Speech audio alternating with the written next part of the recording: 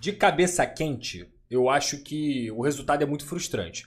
De cabeça quente, o Vasco perdeu 2 pontos. Essa é a sensação do torcedor. Principalmente porque o Vasco vinha de uma data FIFA, o Vasco vinha de um longo descanso com essa data FIFA, teve tempo também para poder treinar, trabalhar esse time, um tempo que o Renato não tinha tido antes dele chegar, mas ao mesmo tempo é um ponto muito importante.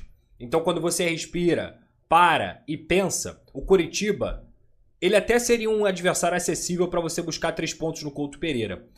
Quando a gente olha para o que o Vasco fez no primeiro tempo, se desenhou no sentido de, cara, o Vasco pode vencer essa partida. O Vasco pode conseguir os 3 pontos, mesmo com os desfalques. Exatamente esse. Então você volta para o segundo tempo, as substituições não surtiram efeito, o Vasco não teve, cara, ideias para poder jogar. Esse é que é o problema. Porque o Renato, ele tem muito na veia dele a competição, ele tem muito na veia dele o jeito que o time joga, a atenção 100%. E isso não mudou no jogo de hoje. Eu não acho que o Vasco, por exemplo, tenha feito um jogo anímico, no aspecto anímico ruim. Eu não acho que o Vasco tenha feito um jogo assim. Eu acho que o Vasco fez um jogo competitivo, conseguiu fazer um jogo competitivo como vinha fazendo anteriormente. O problema é que não teve ideias. E aí vai além das ideias. Não teve também jogadores para poder executar as ideias. Porque o grupo... Matheus França. Por que, Renato, Matheus França? Por quê? É difícil entender. Foi aniversário dele hoje. Foi por isso? Não sei. Mas por que o Rojas não entra mais? Cadê o Adson? Cadê os caras que, quando entraram, deram conta do recado? O Matheus França entrou hoje de uma forma que ele não tinha posição. O Brenner faz sentido. Nem acho que o Brenner tenha entrado mal, inclusive. As poucas jogadas que ele fez, ele conseguiu participar. O problema é que o time estava jogando de uma maneira defensiva e que não estava conseguindo dar a bola para o Brenner. Para ele poder fazer algum tipo de jogada ou criar uma oportunidade para ele poder fazer o gol. O Vasco não criou no segundo tempo. O único chute que o Vasco deu no segundo tempo em gol foi o do Avelar, cara. Posso estar me falhando a memória, mas foi do Avelar. Aí fica difícil entender, porque entraram os garotos, os outros garotos que estavam entrando melhores e com mais frequência novamente não entraram, que é o caso do JP. Aí não entra o JP, aí não entra o Rojas, não vê o Adson. É difícil entender o que o Renato tentou fazer hoje. E eu acho que hoje, assim como na partida contra o Grêmio, ele foi muito mal nas substituições. Muito mal mesmo. O Vasco parou de jogar, não só pelas substituições, mas porque não tinha ideias para isso e nem atletas para poder executar essas ideias. O Piton cansou no segundo tempo. Ele já não é um jogador de tanta potência física como é um cuiabano, por exemplo. Você não tem o Carlos Andrés Gomes e o Nuno, repito, fez uma partida muito ruim novamente. O Thiago Mendes também cansou, o Tietchan também cansou. E o time, na hora de oxigenar, nada. Cadê o JP? Que entrou muito bem contra o Cruzeiro, que poderia fazer esse papel.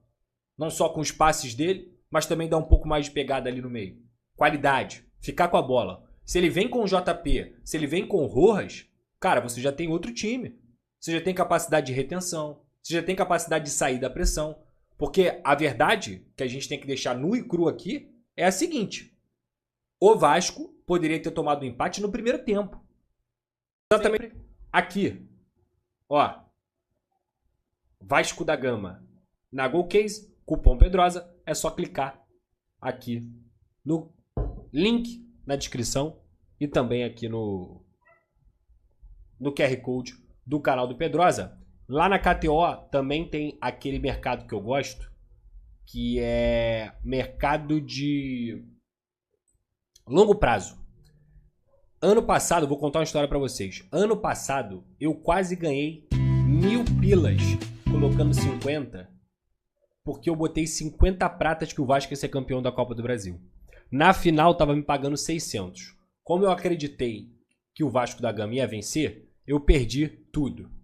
Mas eu quase ganhei, porque eu apostei em março que o Vasco seria campeão da Copa do Brasil no mercado de longo prazo lá na KTO. Então, tá aqui, ó. Só você procurar aqui direitinho, mercado de longo prazo lá na KTO. Eu acho que é uma boa dica para vocês, sempre com muita responsabilidade. E você bota um valor baixinho, brinca na Copa do Brasil E aí, nesse sentido, a gente pode ver um Vasco, quem sabe, na final, beleza? E tem, óbvio, mercado de longo prazo também na Sul-Americana. Ou vocês não lembram do lance do Hugo Moura, que até acho que foi falta. Eu acho que se o Vasco toma aquele gol, o VAR chama pra revisar. Agora, não pode correr aquele risco, porra. Porque novamente ia lá ele dando uma bola para o Curitiba fazer o gol. É que o Pedro Rocha finalizou mal. Mas mais uma vez o Hugo Moura ia entregando o resultado por conta de uma maluquice, que era sair conduzindo, coisa que ele não sabe fazer. Coisa que ele não sabe fazer. O Léo Jardim foi lá e pegou. No segundo tempo, o Lucas Ronier dá uma finalização em gol, que aquilo ali é um milagre, cara.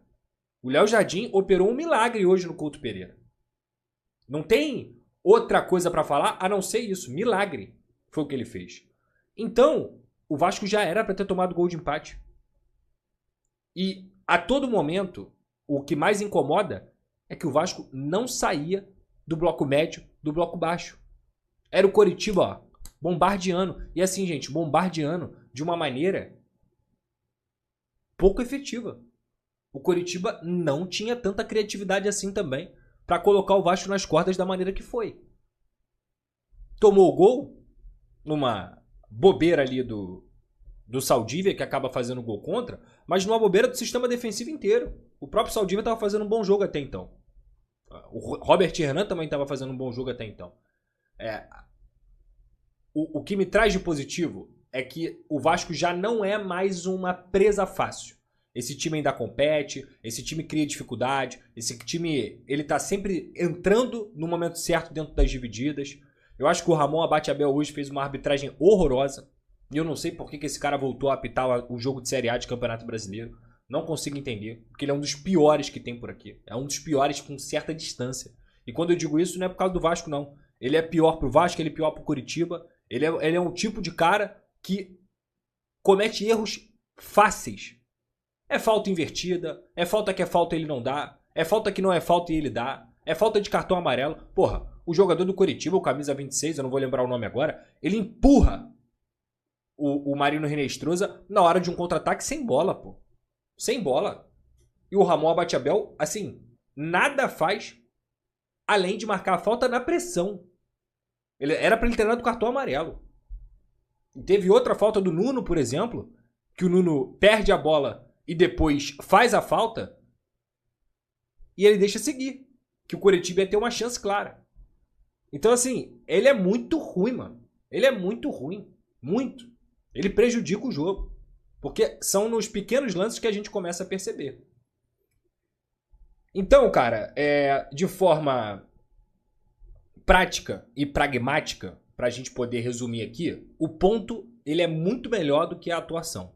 O ponto que o Vasco somou hoje, e essa fórmula vence em casa e pontua fora, pra mim, é a fórmula segura dentro do Campeonato Brasileiro, ele é muito mais importante do que, de fato, o que aconteceu em relação à atuação. É uma atuação ruim, mas não é uma atuação que me espanta. Por que não é uma atuação que me espanta? Porque isso também aconteceu contra o Grêmio.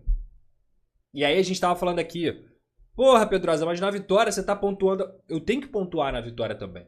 Porque quando o resultado ruim acontece, eu nem acho que o resultado tenha sido ruim hoje, mas quando o revés acontece, quando o tropeço acontece, a gente tem que trazer o que aconteceu lá atrás para poder explicar também o que está acontecendo agora. E essa característica de fazer gol e parar de jogar, infelizmente, também aconteceu contra o Grêmio. Não pode. Tem que ter um pouquinho mais de regularidade. E o principal, o problema não é perder o controle da partida. O problema é você perder o controle do jogo e não ter mecanismos para poder ferir o seu adversário. Porque o Coritiba no segundo tempo, Coritiba tava, indo para dentro.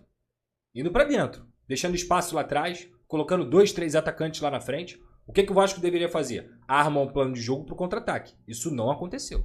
Teve um contra-ataque, logo depois que os moleques entraram, que foi justamente essa bola do Avelar, que acabou parando no gol muito fraca. Que o Mutano puxa na esquerda, ele dá o passe fica muito atrás e aí o contra-ataque já se foi. Mas o Vasco não criou mecanismos nem contra o Grêmio, para ferir o Grêmio depois da pressão no segundo tempo em São Januário, e nem contra o Curitiba. Tá? O Botafogo